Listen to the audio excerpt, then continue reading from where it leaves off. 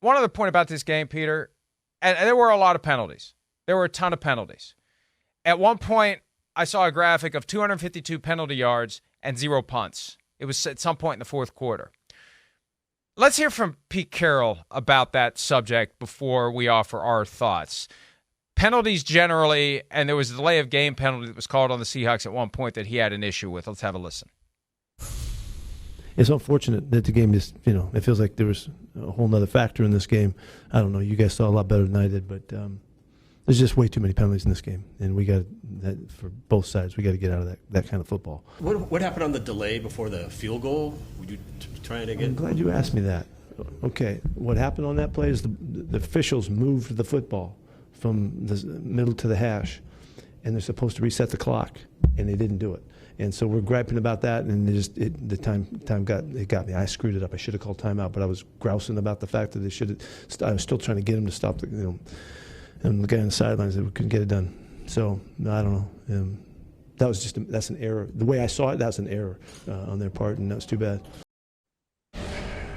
It did not take high-level lip-reading skills in that moment to realize that Pete Caroll was saying to the officials, "You moved the effing ball." He said it 2 or 3 times when he got that delay of game penalty. So the officials continue to be under assault. But as it relates, Peter, to this idea of there's too many penalties, and Pete Caroll specifically, there it is. Oh, he didn't say, no, he said you moved the football. Sorry. See, I didn't I'm so quick to see an F-bomb in the lip reading. Maybe I misread it. Oh, well, I was trying to wish it into existence. Regardless, in the passing game, I think back to 2013 Legion of Boom. Their strategy was, we're going to grab, we're going to hold, we're going to commit illegal contact every play against receivers because they're not going to call it every time. I mean, there weren't many occasions last night that I saw a flag come out and they show the replay, and I think, well, that was a ticky-tack foul. There was one point where Kirk Herbstreit was trying to make a clunky argument that there wasn't interference on C.D. Lamb when the guy pulled Lamb's shoulder and kept him from getting to the ball. I don't know what Kirk was talking about there, all due respect, Kirk. He kept him from getting to the ball. So what are the officials supposed to do? Do you look the other way because you've already thrown your allotment of penalties, or do you throw the flag when a receiver gets contacted either before the ball's in? Yeah, I mean, what do? Quit committing violations of the rules and we'll quit throwing flags. I think that's exactly right, Mike. I kept looking at the replays when they would show them after these penalties, particularly in the third quarter when it was just a flag fest for the first 10 or 12 minutes. And I said, well, that's a foul. That's a foul. I'll make this point. I think we are seeing so many great, quick, fast, and tall receivers. And C.D. Lamb is a tall guy out there. Tyreek Hill, quick and fast. Keenan Allen, kind of a combination of those. A.J. Brown, a physical specimen.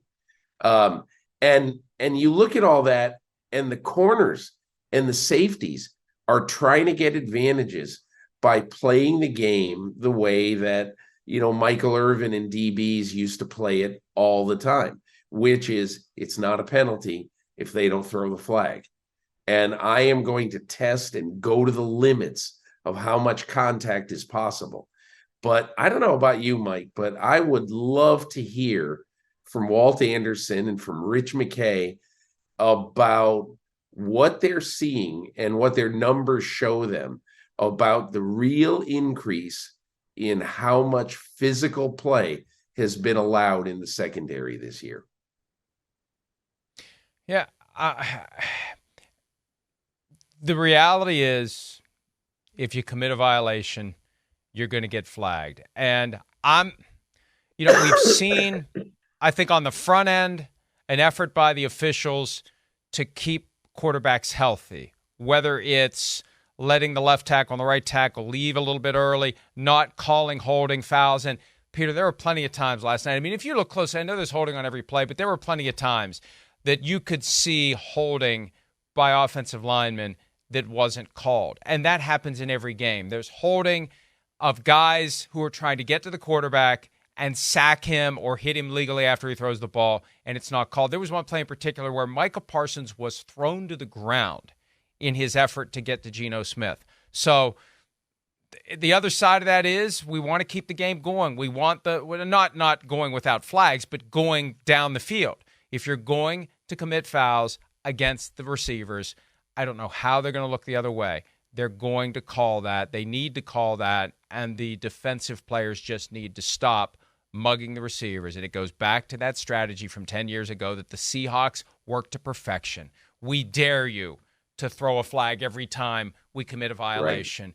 Last night, they were throwing the flag every time a violation was committed. Hi, it's Mike Florio. Thanks for watching PFT on YouTube. Hit subscribe for the latest news and analysis from Pro Football Talk.